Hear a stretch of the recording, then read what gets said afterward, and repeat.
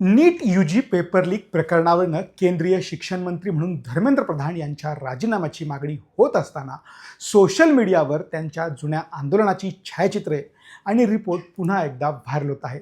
एकेकाळी paper leak विरुद्ध स्वतः लाठ्या खाणारा विद्यार्थी नेता आज शिक्षण मंत्री असताना अशाच समस्येचा सामना करत आहेत. यावरून लोक या घटनेची तुलना करत आहेत. नक्की काय आहे प्रकरण जाणून घेण्यासाठी हा व्हिडिओ शेवटपर्यंत नक्की पहा. 2021 मध्ये प्रकाशित झालेल्या एका प्रोफाईल रिपोर्टमध्ये धर्मेंद्र प्रधान यांच्या एका जुन्या सहकाराच्या हवाल्याने म्हटले होते की 1997 मध्ये ओडिशा मंत्रालयाबाहेर पेपर लीक विरुद्ध झालेल्या निदर्शनांमध्ये ते सहभागी झाले होते.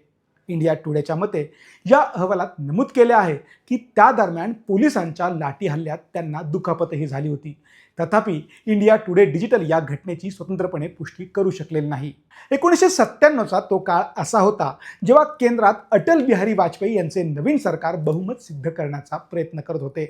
याच काळात ओडिशामध्ये एका परीक्षेची प्रश्नपत्रिका लीक झाल्याचं समोर आलं. त्यावेळी धर्मेंद्र प्रधान अखिल भारतीय विद्यार्थी परिषदेचे राष्ट्रीय सचिव होते आणि भाजपमध्ये प्रवेश करण्याच्या तयारी करत होते. एक असा दावा केला जात आहे की त्यांनी सुमारे 1,500 विद्यार्थ्यांसह तत्कालीन ओडिशा काँग्रेस सरकारच्या विरोधात निदर्शनं केली होती. या आंदोलनादरम्यान पोलिसांनी लाठीचार्ज केला, ज्यामध्ये धर्मेंद्र प्रधान यांना अनेक दुखापती झाल्या आणि त्यांच्या शरीरालाही फ्रॅक्चर झाले होते. आता हे जुनं आंदोलन पुन्हा का चर्चेत आलं? सोशल मीडियावर आता मोठ्या संख्येने लोक धर्मेंद्र प्रधान यांच्या त्या काळातील छायाचित्रे आणि किस्से शेअर करू लागले आहेत. काही लोक त्यांना एक संघर्षशील विद्यार्थी नेता म्हणून पाहत आहेत, तर अनेक जण असा सवाल करत आहेत की जो नेता कधी काळी पेपर लीक विरुद्ध आंदोलन करत होता तोच नेता आज शिक्षण मंत्री असताना या समस्येला आळा का घालू शकला नाही? धर्मेंद्र प्रधान यांचा विद्यार्थी राजकारणापासून सुरू झालेला प्रवास 2021च्या अहवालानुसार ओडिशा सरकारच्या विरोधात झालेली ही चळवळ धर्मेंद्र प्रधान यांच्या नेतृत्वाखाली झाली होती. पोलिसांच्या कारवाईनंतरही त्यांनी आपला विरोध सुरूच ठेवला. याच आंदोलनानंतर त्यांची ओळख राज्याचे प्रमुख विद्यार्थी नेते म्हणून होऊ लागली. धर्मेंद्र प्रधान यांनी 18व्या वर्षी विद्यार्थी राजकारणात पाऊल ठेवले होते. उत्कल विद्यापीठात शिकत असताना ते विद्यार्थी आंदोलनांमध्ये सक्रिय होते. नोव्हेंबर 1994 ते 1997 या काळात ते दोनदा ABVPचे राष्ट्रीय सचिवही राहिले आहेत. 90च्या दशकात विद्यार्थी आंदोलनांमध्ये सातत्याने सक्रिय राहिल्यामुळे धर्मेंद्र प्रधान यांची पक्षात मजबूत ओळख निर्माण झाली. नंतर त्यांनी ओडिशामध्ये भाजपचे संघटन मजबूत करण्याचे काम केले.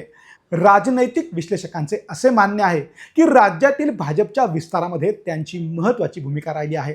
2024 मध्ये ओडिशामध्ये प्रथमच भाजपचे सरकार आले आणि बिजू जनता दल पक्षाचे 2 दशकांहून अधिकचा काळ चाललेले शासन संपले. आता शिक्षण मंत्री म्हणून प्रश्नांच्या भोवऱ्यात 2021 मध्ये शिक्षण मंत्री झाल्यानंतर धर्मेंद्र प्रधान यांना अनेक आव्हानांचा सामना करावा लागला. पेपर लीकपासून ते परीक्षा व्यवस्थेपर्यंतच्या अनेक मुद्द्यांवर सरकारला टीकेला सामोरे जावे लागले. अहवालानुसार गेल्या 8 वर्षात देशभरात 90हून अधिक पेपर लीकच्या घटना समोर आल्या आहेत. सध्या दिल्लीच्या जंतर मंतरवर सुरू झालेल्या आंदोलनात विद्यार्थी, पालक, अनेक राजकीय पक्षांचे नेते आणि इतर लोक शिक्षण मंत्र्यांकडे उत्तर मागत आहेत. आंदोलक 2026च्या नीट पेपर लीक प्रकरणावरनं धर्मेंद्र प्रधान यांच्या राजीनाम्याची मागणी करत आहेत. एकेकाळी पेपर लीक विरोधात रस्त्यावर लाठ्या खाणारा नेता आज शिक्षण मंत्री झाल्यावर त्याच समस्येवर गप्प का? इतिहास स्वतःची पुनरावृत्ती करतोय का? तुम्हाला काय वाटतं? आम्हाला कॉमेंट करून नक्की सांगा.